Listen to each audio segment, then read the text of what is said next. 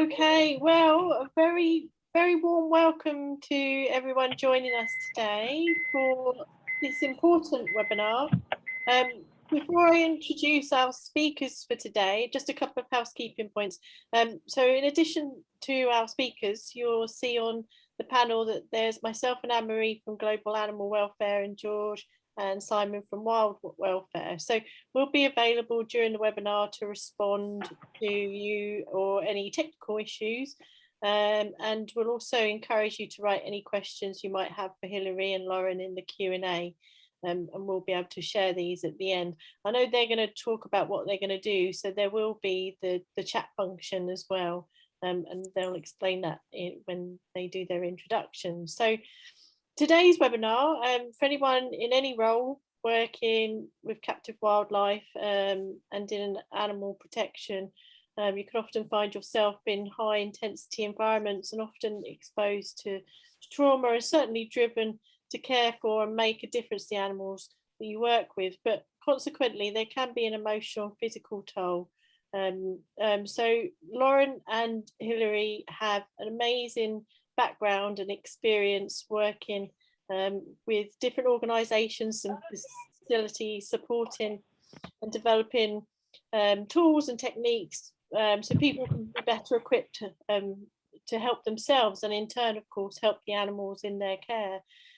So I'm going to let them give you a rounder introduction to their work, but just on a personal note, I've worked with Lauren in an intensive environment and can say just how insightful she was both on an individual basis, but also on a team level. So I think I speak for all of us on the panel. We're hugely grateful to Hilary and Lauren for sharing their expertise and knowledge today on such an important topic. So over to you, ladies. Great, thanks, Nick. Thank you. Thank you. So I'm Lauren, and appreciate the intro, Nick. Just a little bit more about me, and then I'll hand it over to Hilary. Hilary and I actually met at PAWS, Progressive Animal Welfare Society in Linwood, Washington, where we were both volunteer managers. Hilary was at the Companion Animal Shelter, I was at the Wildlife Center, and that's where, I'll just speak for me now, I realized I wanted to work with groups of people who were in intense environments doing really important stuff that I cared about. And so when I was at PAWS, I went to graduate school for applied behavioral science because I wanted to learn how to help groups be super effective in high intensity spaces. I've been the executive director of small nonprofit twice. As Nick said, I worked with her as a consultant, and I've had a consulting business since 2007, working with groups of people and individuals who are in intense spaces. I sit on the board of Animals Asia Foundation USA, and I have sat on boards in the past. Yeah, and that's enough about me. I'll hand it over to you, Hilary. Yeah, sure. Hi, everyone. I'm Hilary Hager. I'm the Senior Director of Volunteer Outreach and Engagement at HSUS and currently acting as the Vice President of our whole Department of Outreach, Engagement, and Training. I've been at HSUS for 10 years, but before that I worked in 2 different companion animal shelters here in Washington, the one where I met Lauren, and then also another larger organization. So I, in those organizations, did one of 10,000 different tasks, from managing the volunteer program to being one of 2 managers. And so I've had my hands on animals in all kinds of different capacities. So I worked there for 10 years in those 2 different kinds of, well, 11 years in those contexts, and then came to HSUS. But in addition to doing this work around engaging people of all sorts in the work that we do to protect animals, I also have been a volunteer myself. I've done wildlife rehabilitation work here in Washington. We have lots of really amazing species to get our hands on. I also served on the board of directors of a chimpanzee sanctuary, and I currently serve as the president of our statewide Federation of Animal Care and Control Agencies, where we focus on professional development and legislative activity. So I both have done the work and then also sort of and also have talked to people for the last 15 years doing these kinds of trainings. And I am motivated to do this work because I feel like over the time I've been involved in animal protection, we have professionalized nearly every element of this work. You know, we have gotten so much better at doing nearly all of the things that we do to make sure that we're taking care of the animals and to do it very well and to serve our communities. And all of that's wonderful. And also, it doesn't matter how well we do our jobs if we're miserable while we do it. And I have met a lot of people who really suffer as they do this work. And so having these conversations to give people the tools in order to really thrive doing this work is really important to me. So I'm really glad to be here today and to have this conversation. So Lauren, go ahead. Awesome. All right. So our session goals for the day, what we really want is for you to walk away with something that's specific, that's useful, that you can actually use today so you can influence yourself in really powerful, positive ways. Want to be super clear about what the webinar is about. It's specifically about the risk factors that we're exposed to when we're in this line of work, the symptoms we can experience when we are exposed to these factors, and some strategies for influencing yourself inside of a context that's really hard on a regular basis. We want to be super clear with you that there's a lot of things like organizational structure, the people that you work with, the whole context, socio-political context, and lots of other factors that make it hard to change groups, policies, and people and planning. However, what we want to focus on today is how you can influence yourself inside of a situation that may or may not change anytime soon. You know, we're not in charge of any of the organizations you're working in or the people who are supervising you. So this isn't about anything like that. This is about you and your power. All right. Go ahead. Lauren? Yes. So what we are doing today, we're focusing on influencing your mindset so you can create well-being, right? Well-being doesn't happen to us. We create it. We're going to help build some emotional skills so you can increase your effectiveness at staying engaged, even if you're upset. And then ultimately supporting and uplifting your care for others through your care for the self. A lot of times people feel like, oh, I can't take time out, take care of myself. It pulls me away from the real work. However, what we are asserting here today is that caring for yourself is the real work because it bolsters and boosts and enhances your care for others, right? We can't leave ourselves out of the caretaking, which is what happens so obviously. We exclude ourselves. We're like, oh, we'll take care of everybody else, right? So we're not going to do that. So what we're doing is focusing on that. And one thing I really wanted to just put in your minds is that the frequency with which you do stuff is way more important than the duration. So we're talking about practice.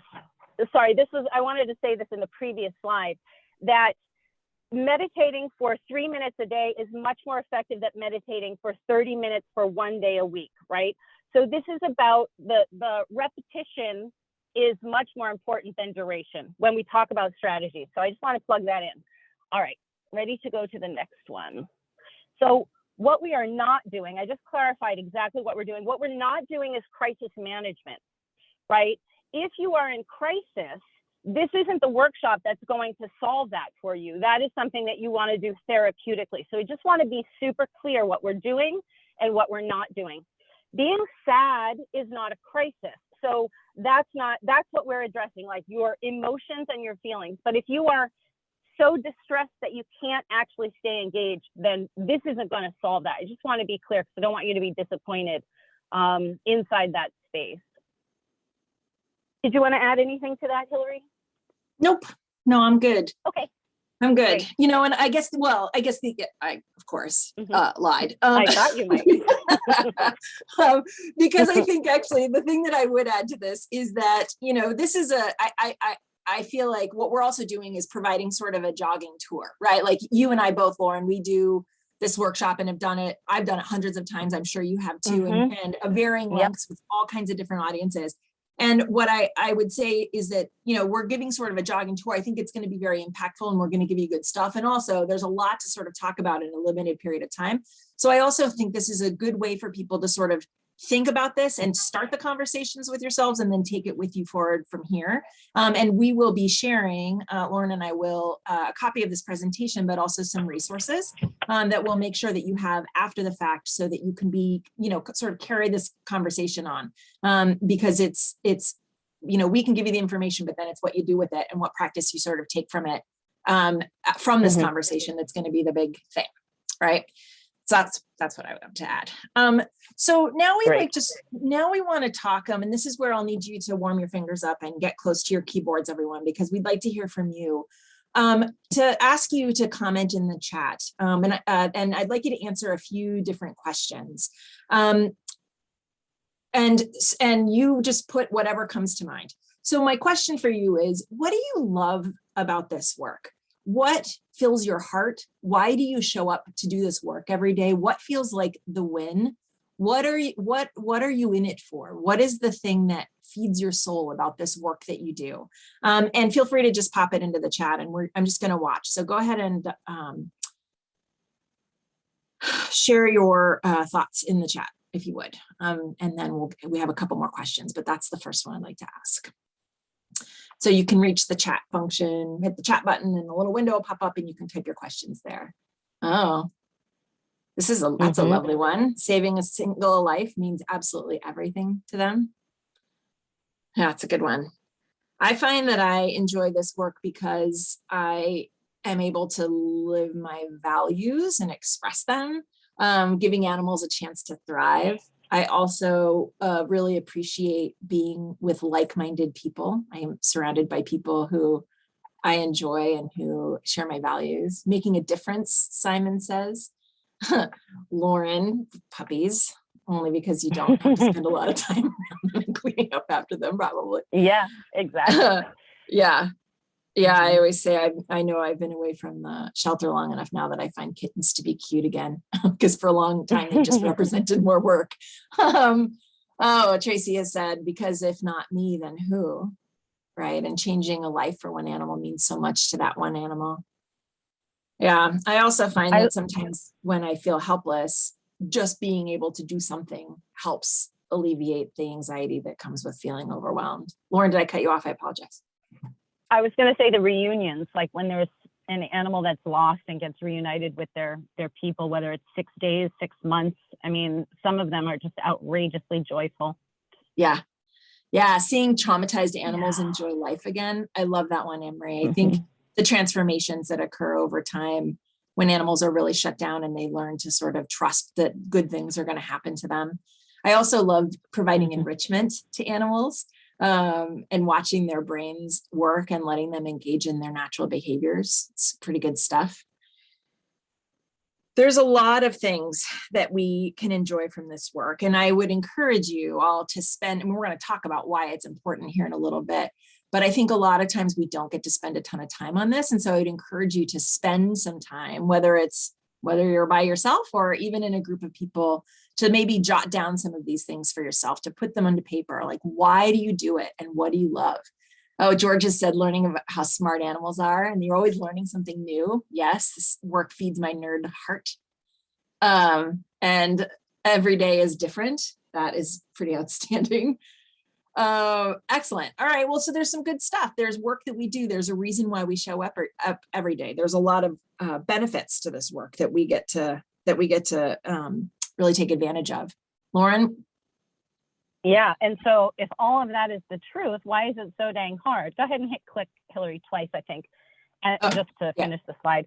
Oh, yeah. So if it's so wonderful, right? There's so much we love. Why is it so hard? So now pop into the chat, the things that really test you, the things that challenge you, the things that keep you up at night, the stuff that you hate that's really hard. So much suffering we can't change. Witnessing the suffering. Yep. Administrating work. Yes. People. Yeah. That sounds right. Knowing things about which I can do nothing. That's a real toughie for me. Mm-hmm. What else? What else is really hard? Read stories about animal cruelty and feel useless. Yep. What else is really hard? The stuff that makes you wonder if you're going to stay doing it. Not knowing whether for certain whether you're actually helping them or just prolonging suffering. Yep. Anxiety. Yeah, anxiety could really disrupt our routines. Also, there's a fear of letting the animals down or making the wrong decisions or not being, just making mistakes, right? Yeah, unkind people, not having the resources Unkind you need. people. I think there's also go ahead. In some groups, there are organizations that bash other organizations who are doing good work, and they're not doing it exactly the way somebody thinks they should, so they're vilified. And that I find really, really heavy in this field sometimes when that happens. What were you going to say, Hilary? Oh, no, I think also sometimes bureaucracy and red tape. Yeah. That is the thing that I find to be very soul sucking. But that stuff you're talking about, I call it like interorganizational poop, right? Where people are sort of getting in each other's way instead of being of service to the animals. And people who can't see the bigger picture of the challenge, Nick says, yeah. Fundraising. Yeah. Yes, that constant conversation of fundraising in this field. Yeah. Yep. Something I haven't heard said, but usually falls into both lists, are volunteers. Volunteers are like the best. They make the world go round. They let us get way more done. And then also, it's really hard to have volunteers sometimes, right? Yeah. So, yeah. Yes, they're the best of times and the worst of times. Absolutely. Having to explain yourself. Yeah, having to explain about why we're protecting animals and not people, and people don't understand that you can do both. Or there's this weird dynamic, right, where people feel like you can't simultaneously care for more than one thing, which is sort of wild. And also forgetting that as we help animals, we're helping people in many cases as well. In most cases, I would say, because most of these animals have people connected to them, right? That's just we're interrelated. Our fates are interwoven. Yep. All right. What other joys or hates do you want to put in the chat before we move on? Like, this is the world we're living in, right? All of these loves, the joy, the pain, the good, the bad, the easy, the hard, and the love, the hate. This is our world. Okay. All right, Hilary, I think it's over to you. Yeah, well, I guess I would wrap this up, I would say, in observation, this conversation is always interesting to me. I've done this workshop, as I've said, lots of times in lots of different places around the world. And it's fascinating to me how the conversation is sort of the same everywhere I go. Even no matter what the context, whether it's companion animals or, wildlife rehab or sanctuary work, like the list of things that people find to be a struggle is very similar everywhere. And the things that call us to do this work, I think, are similar in many cases. One thing that I would just note is that, by way of observation, is that, and maybe it's just because you all were getting warmed up to the exercise, there weren't as many comments about the things that you love, and it was much easier, and more people had more things to say about the things that they find a challenge. And my hunch is that it probably is because if you think about the conversations you have with others in this field, you probably spend a lot of your time talking about the things that are hard. And so I would encourage, which makes sense because we're grappling with them and it's a problem we're trying to solve. But also it kind of doesn't feel great when we're talking about the stuff that's hard. And there's a lot of really good stuff that's here too. And I would say that there's something to be said for talking about that good stuff and thinking about it more, because, on the balance, at the end of all of these exercises, the idea would be hopefully that the things that are good and the things that you like actually do, even if they are not numerically, it's not a bit larger list of the things you love, they weigh more. And so at the end of it, it feels like it's more compelling for you to keep doing that because to do the work, because the good outweighs the bad. And so I think it's an important thing to sort of note. And every time I've done this exercise, by the way, the list of things people don't like and what's hard about the work has always been longer, without exception, than the list of things people like. So you guys are right in line with my own experience. So thank you for validating my observations. Yeah, and Hilary, I just want to add one thing, which is I've done this also with non-animal groups quite a few times. I've worked with Children's Hospital, Sound Transit, which is an organization that builds public transportation. And there are so many similarities with those groups as well, because the things we're in control of and the things we're not in control of that influences how we're relating to things and which list they go on to. So part of this is the human condition, and part of it is very specific to animal welfare. But we are in good company for all people, with all people doing really important things. So, all right, great. Yeah, great. Just wanted to add that. No, that's an important piece. Thanks. So, so now this list here reflects the sort of the risk factors for people in our work in animal, sort of animal protection broadly, to experience compassion fatigue. So, you know, the bulk of this list actually comes from a book that was published by my own organization almost 20 years ago. And it was very thoroughly researched, sort of academic report about the prevalence of compassion fatigue in the animal care community. And I'm pretty sure they were looking just at the US.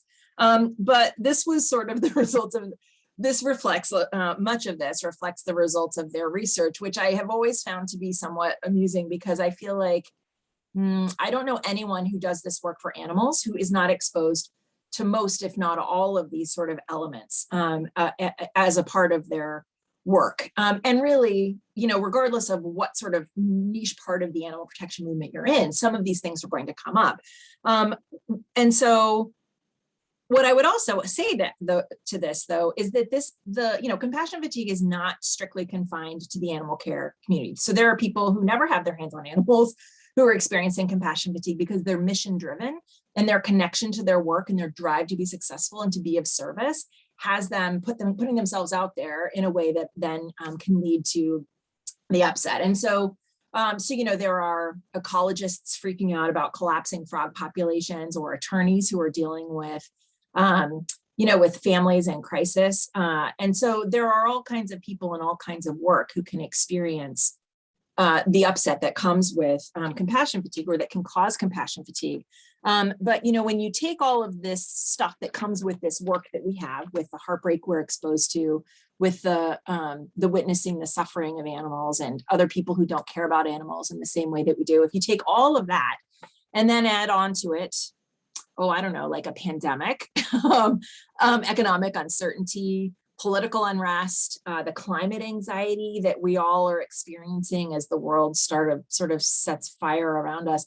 It is a lot. And what happens is that we wind up in a stress response for much of our daily existence. And so I think it's important to recognize this list. And it's not like it's not possible, I think, to look at this and go, oh, well, then I'll just get rid of my risk factors. You know, like, oh, I can just take these things off of my list and make sure I'm not exposed to upset, and I'm not exposed to urgency or to change. Like, it's inherent in the work that we do. And so the question then becomes, like, how are we going to manage ourselves in the face of this work? Because the only way we could sort of minimize the risk factors is to go and do something else. But any other job that we were going to take on would also have a list of things that could be very difficult and challenging, that would make it a challenge for us to really thrive. So the issue is, like, you know, everywhere you go, there you are. So you have to sort of bring your skill sets with you in the context that you're working in, and recognize that it's about managing yourself. If you can't manage this, if you can't manage the things that are going on around you, the only thing then you can do is try to manage yourself and your response, right? So here are some symptoms of compassion fatigue, and this is a long list. I'm not going to read all of them, but I do want to share some thoughts about this, because I think this is important. There are a lot of things on this list that I think have really been normalized, and that we sort of chalk up to as being sort of what happens. Like, you do this work, like, oh, well, that's what happens, or, well, that's what comes with the territory. If you do this work, this is how it's going to be. And I think that's true largely because it's compassion fatigue, not because it's a normal or healthy way of coping. And so we have these things, these symptoms, it's all very normal. There's nothing wrong with us. Like, it's more normal for us to experience compassion fatigue than to not.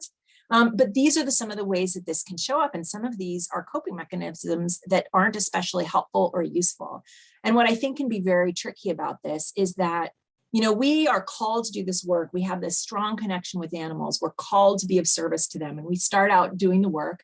And often we're very excited, very enthusiastic, super motivated. But what happens is that we don't have really great boundaries. We don't really sort of think about this in terms of it being a marathon and not a sprint. and we go out really hard and do too much too fast, and then get ourselves overwhelmed. And then the longer we do the work, the harder it is for us to both sustain those very unrealistic expectations we had created for ourselves, but then also to keep up that level of excellence. And so it's almost like we're trying to chase that initial high of what we were doing in the beginning, but it's impossible because it was not a healthy or appropriate or sustainable sort of system we'd created for ourselves. So over time, our capacity to do the work diminishes. And what happens, and what's very tricky about all of this, is that, we do what we do because we care so deeply about the animals, and we want to bring our best selves to solving this problem, whatever this problem is we've kind of put ourselves to, related to being of service to animals. But as we kind of get into it and focus so much on the work that we are not taking care of ourselves, we wind up undermining our ability to bring our best selves to do the work. And it's like we're sinking our own battleship or sabotaging our own efforts. And so the longer we do it without taking care of ourselves, the less capable we are of doing the work that we intend to do for the animals. And so it can be this very sort of dismal cycle of making things harder and more challenging for ourselves over time. And one last thing before, Lauren, I'm sure you'll have thoughts you want to add to this. One of the things that I would also add to this is that many times I think when people have an understanding, when they think about compassion fatigue and they think about the hard part of this work, I think many people have this idea of people who express their upset by crying, and people can be very emotional and they're crying all the time. And certainly that is one way that people express upset. And it's a normal and healthy way. Like crying can actually discharge some of your stress. So I'm actually a fan of team crying. But, if you're a person who didn't used to cry a lot and you realize that you are sad all the time and you are crying at work, or you're crying when you're on your way home from work, or you're crying before you go back to work, or you're crying in the shower, people sometimes will notice that about themselves, like, geez, I feel like I didn't used to cry this much. And it's a very clear sign to them, like, oh, geez, something's going on for me and I need to go talk to somebody about it, or I need to get help, or I maybe need to not do this work anymore because the sadness is really overwhelming to me. But what people don't always think about is the anger. And in my experience, because anger is kind of a slow boil, people don't always realize how their anger manifests. And so in my experience, there are many people who've done this work for a long time who, the people who started crying and were really sad all the time, either exit the field or they get the help they need so that they can figure out how to manage themselves in the face of upset. But a lot of times the people who express their upset through anger don't notice it as much. And if they asked anyone around them, hey, what does it look like when Lauren's angry?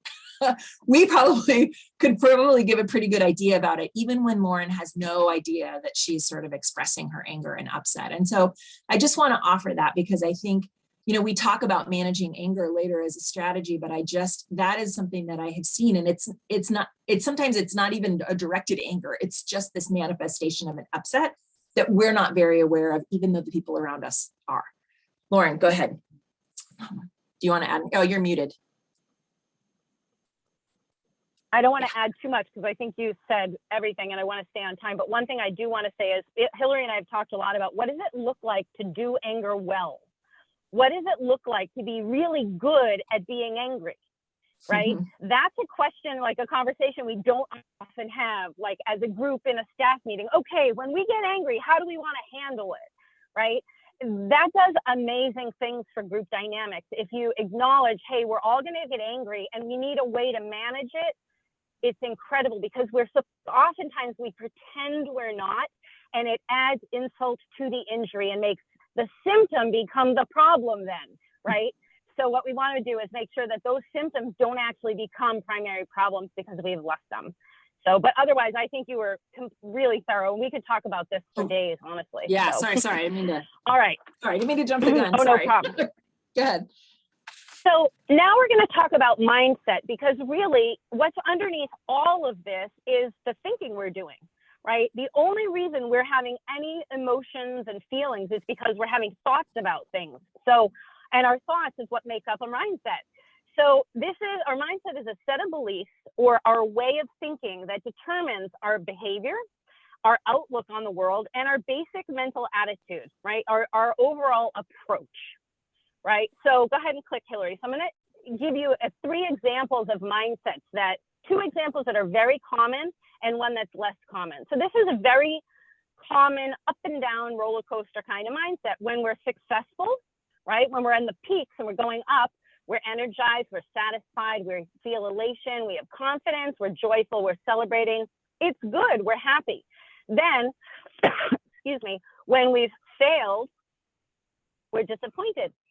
We're beating ourselves up. We're worried. We're having confidence plummeting, pain, we're embarrassed, etc. So we're going up and down based on the results of our efforts, right? The results of our efforts are giving us our journey up and down towards mastery over time. Okay, so go ahead and click. Okay, so now this one is where there's no winning. So even when you're up, when you've succeeded, you're afraid of failure, or you're dismissing it, or you're dreading it. You have a foreboding sense. You've got all this negative self-talk about what you could have done to make it even better, right? This fear of failure is pervasive through all the success. When you're down, you know, when you failed, you're disappointed, beating yourself up, worried, confidence nosedive, pain, and you're embarrassed, right? That's also a very common thing where we don't actually get to celebrate the successes because of all the thoughts we're having about failure. Now, here's a third mindset that is a possibility. It takes a lot of practice, lots and lots of practice.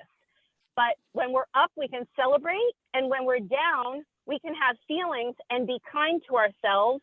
We can learn from those failures. We can do deep breathing. We can accept them.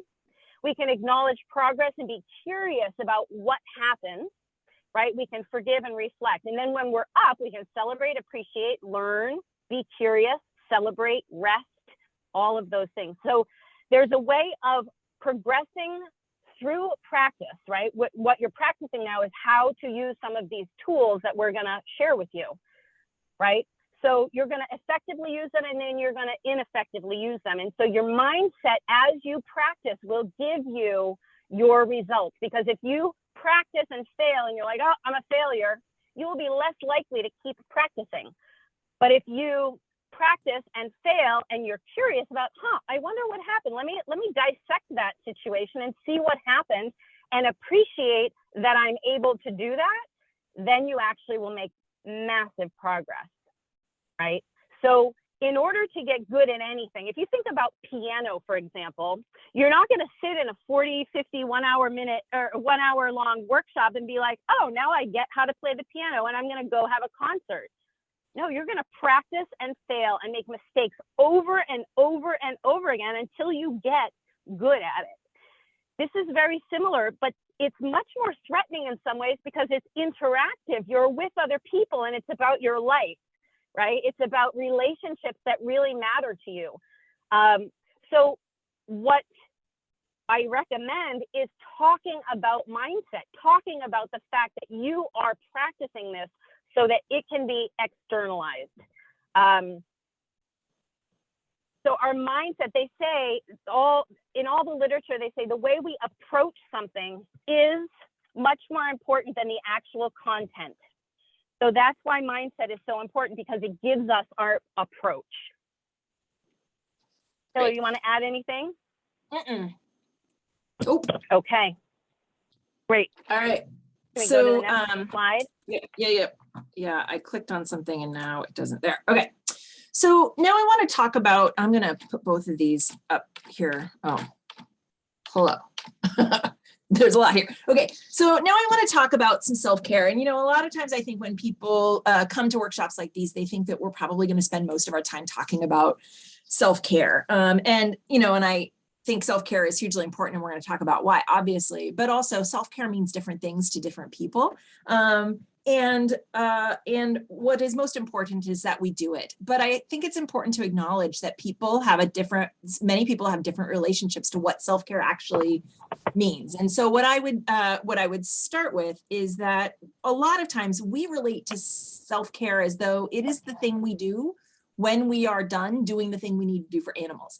Like it's, you know, we do all the stuff for animals, and then if we have time left at the end of the day, we do a whatever thing. And, you know, Lauren showed the graphic earlier that represents us putting our masks on, right? And if you've ever been on an airplane, you know, they tell you, In the unlikely event of a loss of cabin pressure, you should put your mask on before assisting others. And I would say largely my experience is that people who are caregivers, such as we are terrible at that. We are blue in the face, trying to run around putting masks on all of the other things while we're gasping for air ourselves. And we relate to self-care like it is an indulgence, or it is somehow like a secret treat we're supposed to offer to ourselves that no one should know about, instead of really powerfully owning it.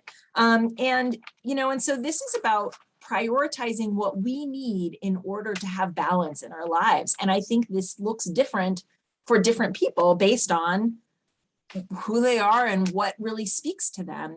But, one of the things that I always think about, if you work directly with animals and you are interested in providing care to animals, you are probably familiar with the principles of the 5 freedoms, right? And so there's the freedom from hunger and thirst, the freedom from discomfort, freedom from pain, injury, or disease, freedom to express normal behavior, and freedom from fear and distress. And so we think about the care we provide to the animals and all of the work we do to ensure those 5 freedoms for the animals in our care. And I think that's brilliant. And also, what would it look like if we made the same commitment to ourselves to ensure the 5 freedoms for us? And so what do we need to do in our lives to ensure we're able to engage in our natural behaviors and that we're free from pain and distress? And so there, in the list of resources that we're going to provide to you, you will see that we have offered there's a couple of different, there's a bunch of materials, including a book that's actually a workbook called To Save a Starfish, that is a workbook to help you sort of journal and to think through what the thing is that's going to be most useful for you. But I encourage you to do something, and I don't know what this thing is, but there are a variety of things that could be of use to you. And one thing I want to just kind of go back to what Lauren mentioned in the beginning is that we're not saying that you have to do all of these things. What I would suggest is that you do at least one of these things or try a couple of these things, because the issue is, the benefit comes from doing something like for a short period of time, multiple times, rather than doing one thing for a longer period of time. And so you can find the ways that you can plug in and do the thing that's going to be most beneficial for you.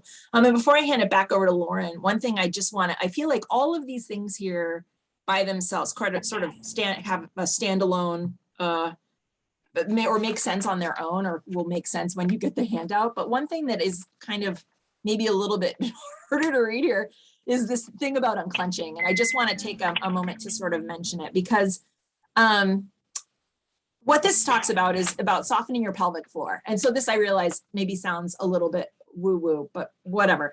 But your pelvic floor, those muscles in your pelvic floor, the muscles, they're the same muscles that you would use to hold in your urine streams. But research actually indicates that those are the same muscles animals use to tuck their tails between their legs, which is behavior that might be familiar to you if you are doing work directly with animals. But when those muscles are engaged, we are in our sympathetic nervous system.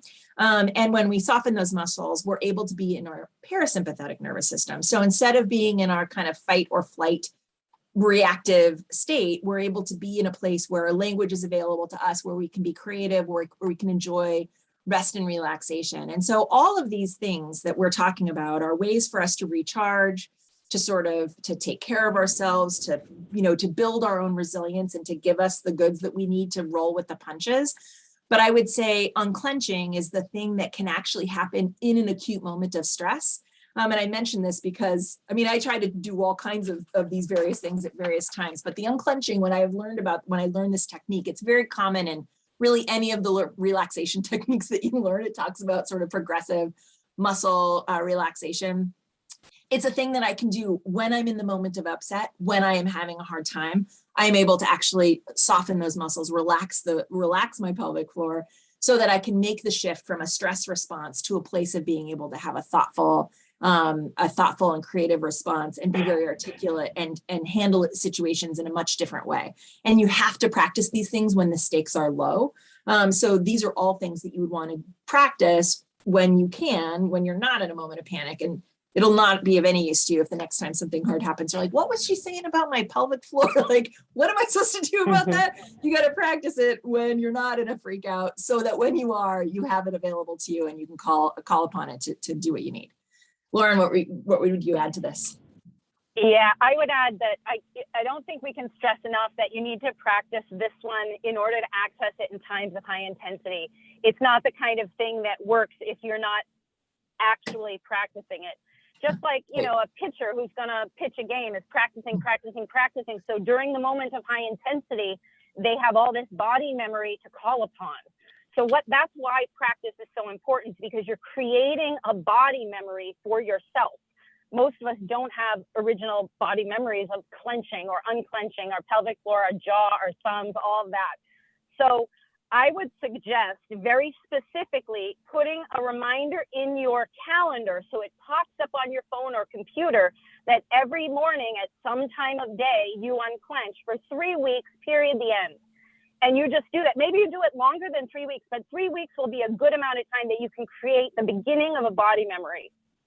And that's what you're trying to do. That's why practice is so important. It's not just so you are more familiar with it, or right. It's really creating so your body can work in cahoots with your brain, right? We want your body and your brain to be partners. So unclenching, can't overstate that enough. That is a power tool. Everybody should practice that after this webinar. And then thinking about thinking, I just want to touch upon that. That's really being present to your mindset. What are your go-to thoughts? What are the familiar thought patterns you can notice for yourself? And then where do you want to intervene, right? You can create, you know, many of us have thoughts that we fixate on, we perseverate on. We just don't stop thinking about certain thoughts that are upsetting, right? Some of them are from yesterday, last week, last month. Some of them are last decade, and we still think about them and get upset. So we're causing ourselves to get triggered. As Hilary was saying, we've got our different area, our fight, flight, freeze, or faint. So these thoughts can put us into that space. So you want to be thinking about your thinking and notice the patterns you have, and then you can intervene on them. And this is a really great place to get coaching or therapy, someone who can really help you tune into your mindset and help you create a well-being mindset, a growth mindset. Compassion satisfaction. This is not talked about that often, but it's really, it's the thing that we're advocating for with all of this, so that you have deep and broad satisfaction in the work you're doing. And there are two basic ways that I like to suggest you start doing this. There's a million ways you can do it, but two specific ways. Ask yourselves these questions. One is, what am I doing brilliantly? What am I constantly and consistently doing well? And how am I constantly and consistently contributing to the success of this work? And take time and ponder that, write it out, meditate on it. And then the other question is, what do I see around me? Who do I see around me doing great work? Where do I see consistent and constant progress and success in this important work that I'm doing? And making sure that your mind touches upon that is going to do wonders for you. As Hilary was saying earlier, our brains naturally go to the negative. It's a bias human beings have. It's pervasive globally. It's not cultural. It's just a human thing. So we have to be very on purpose about influencing our thinking so that we can balance it with some of these more positive, real, authentic thoughts. Now, this isn't a Pollyanna thing like think good thoughts, just think good thoughts, right?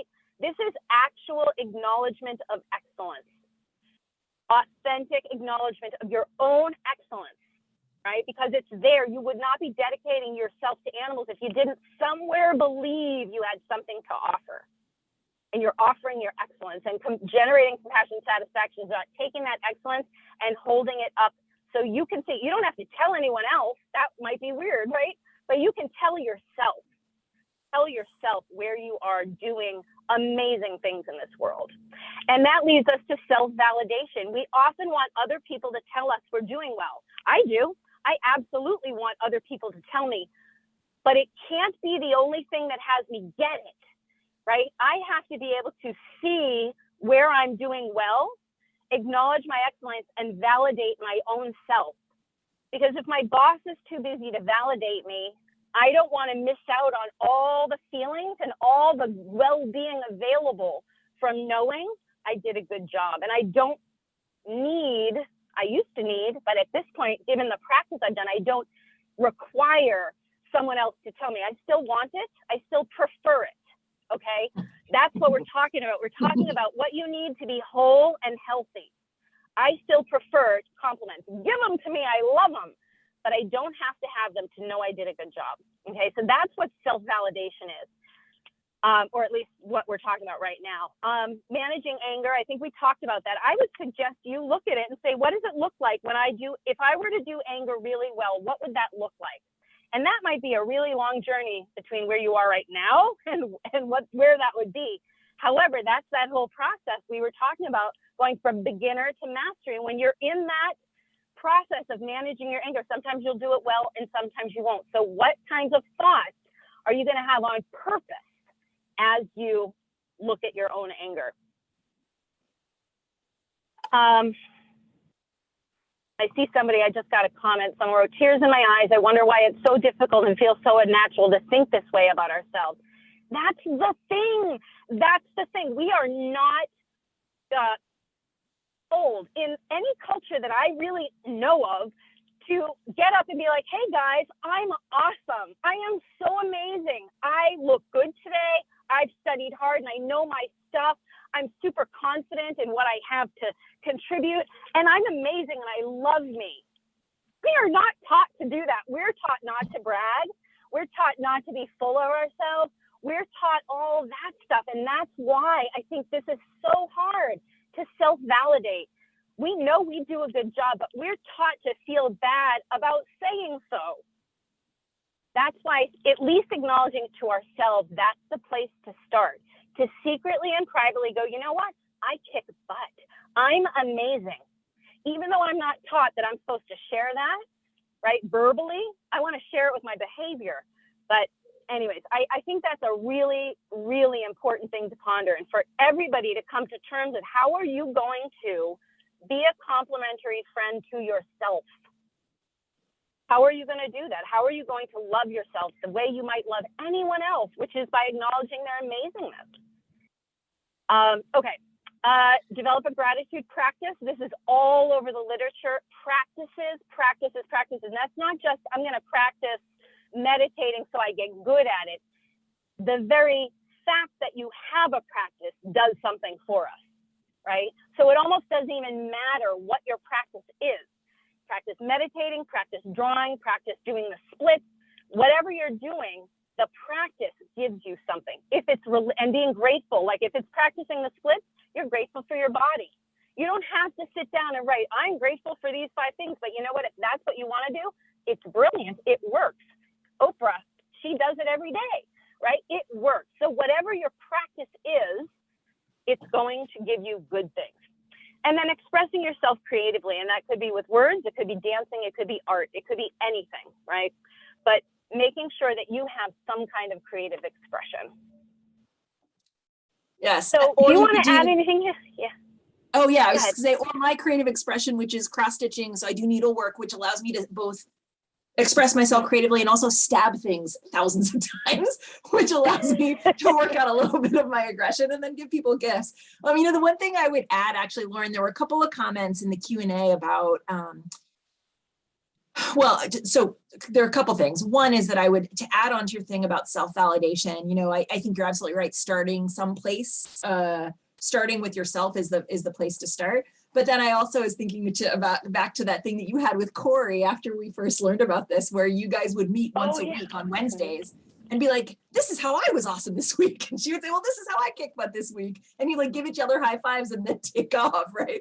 Because it winds up feeling so good. So one of the questions in the Q&A was about sort of imposter syndrome and how it's linked with compassion fatigue and ways of coping with it. And I think that this thing about self-validation and creating and what the comments that you just had about compassion satisfaction, I think really get to this. I so can relate to imposter syndrome. I don't know anyone who hasn't struggled with it at one point or another.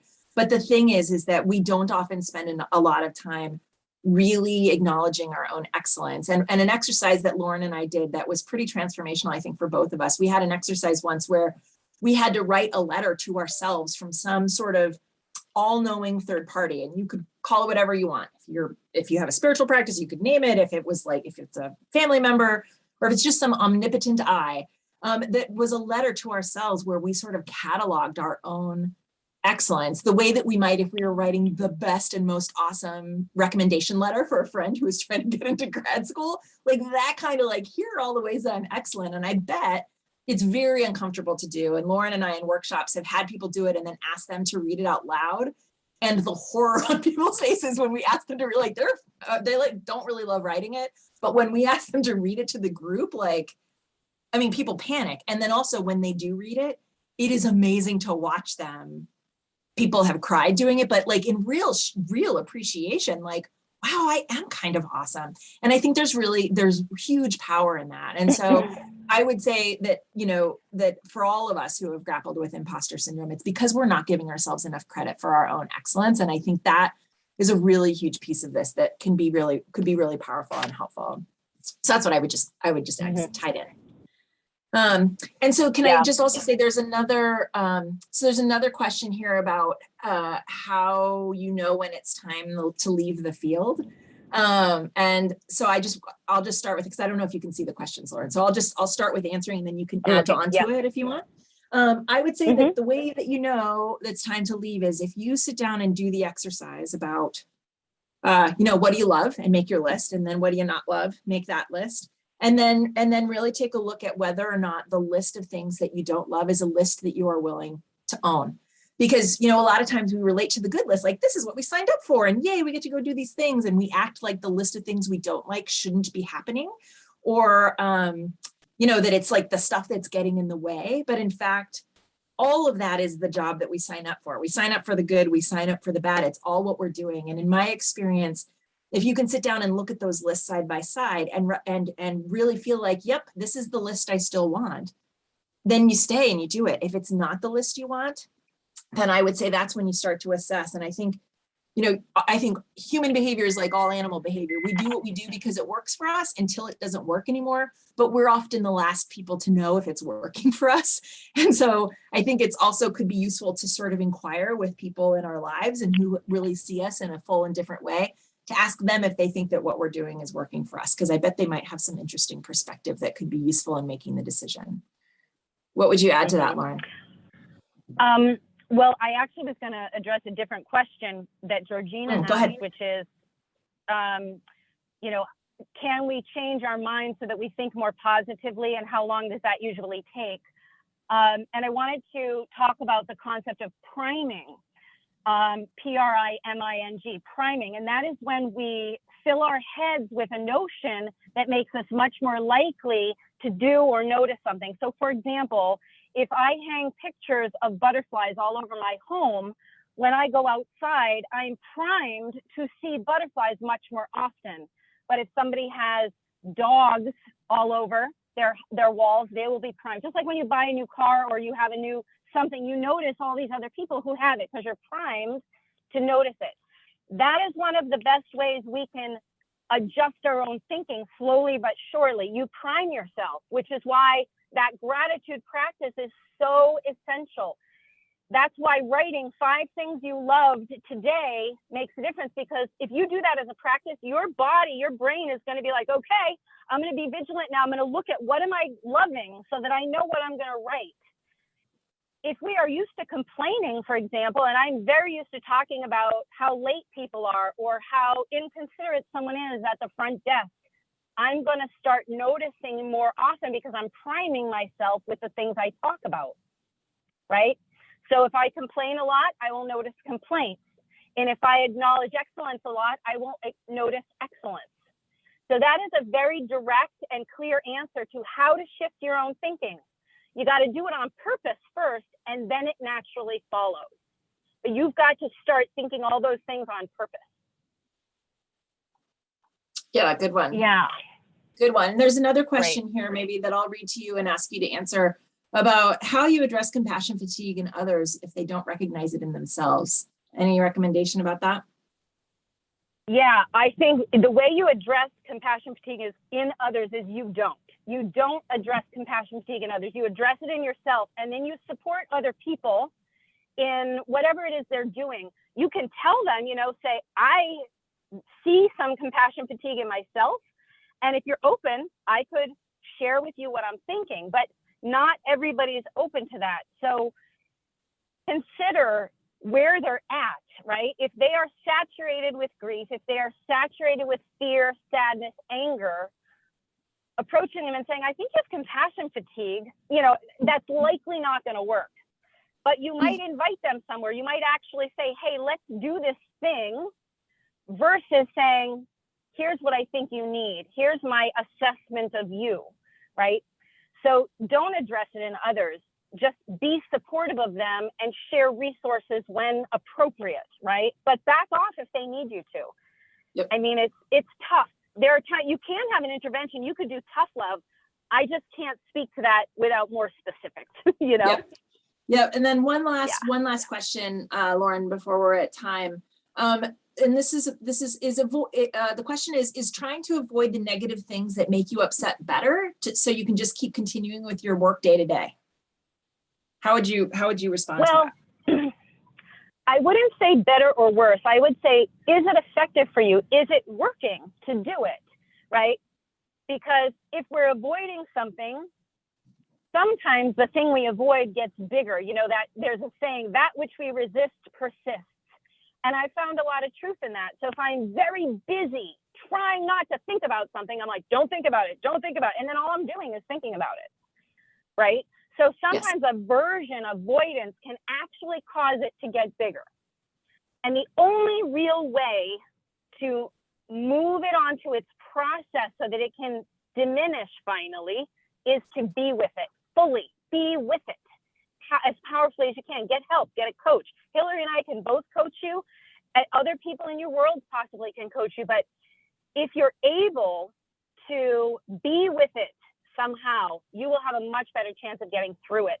Avoiding is usually not my recommendation, although if you never avoid anything, if you are so fixed on, we got to talk about everything, avoiding might be an interesting game to play once in a while. Like, what's small enough that you're going to practice letting it go? I don't call that avoiding, but sometimes it looks like avoiding, right? Yeah. Do you want to add anything there? Yeah. Well, the only thing I would add to that, I think, is that you can put things also aside until like an hour later or at the end of the day, right? And so sometimes, when we're dealing with something that there's some sort of crisis situation with an animal, like we have to sort of not feel all of our feelings right in that moment because we need to keep doing what we need to do. And it's not until that moment is passed that we're able to sort of sit, breathe, and sort of feel those feelings. And I think that is appropriate and healthy. It's when you're like, nope, I'm just going to put it in a little box and I'm never going to deal with it and I'm never going to feel it and I'm never going to feel those feelings, that we wind up getting in trouble. So I think we're not suggesting like people turn off their emotions and become robots and never feel the feelings. It's just about sort of timing and making sure that we address them in a timely manner. And when it's appropriate to do it, and when we're not going to, when it's okay, if we're going to fall apart, where it's safe for us to do that for a little bit if we need to. Yeah. You just muted yourself again, Lauren. Thank you.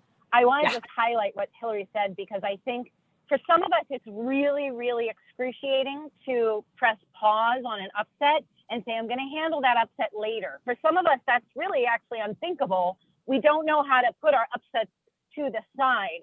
If that's what's going on for you and you're like, yeah, nice idea, I don't know how to do that, that's a great thing to practice. Pick something tiny, and see if you can put it aside and practice and continue to get better and better at that, because that is going to do amazing things for your well-being. If you can learn, compartmentalizing, sometimes it's not a great thing and sometimes it's a brilliant thing. And so if you can learn how to do that very intentionally and temporarily, it's going to do wonders for you to be able to handle what's in front of you in a timely way. Yeah. Great. Awesome. All right. Well, I think that puts us at just a tiny bit over time, but I wanted to make sure to get to that point. So that's us. And, Nick, we will be providing you with a copy of this presentation and then the resources that we reference so that you can share those. There's all kinds of links to books and to webinars and to podcasts and to different articles. Mm-hmm. And so we're happy to share that so that this continues for the folks who are interested. Fabulous. Thank you both so much. It was really useful. I'm going to be practicing clenching. Yeah, good. Yep. That's a takeaway for me, and I can see that there's more comments and thank yous in the chat. So for everybody listening, also be sure to share it with colleagues and friends once the recording's out there as well. Yeah, it was fabulous and amazing what you've managed to include in an hour as well. Yeah. That's no mean feat. Yeah. Well, we're happy Yeah. to be here and happy to be of service to people who are of service to the animals. It means a lot to me to be able to have the conversation. So thanks for having us. Appreciate it. Thank you. Yeah. Wonderful.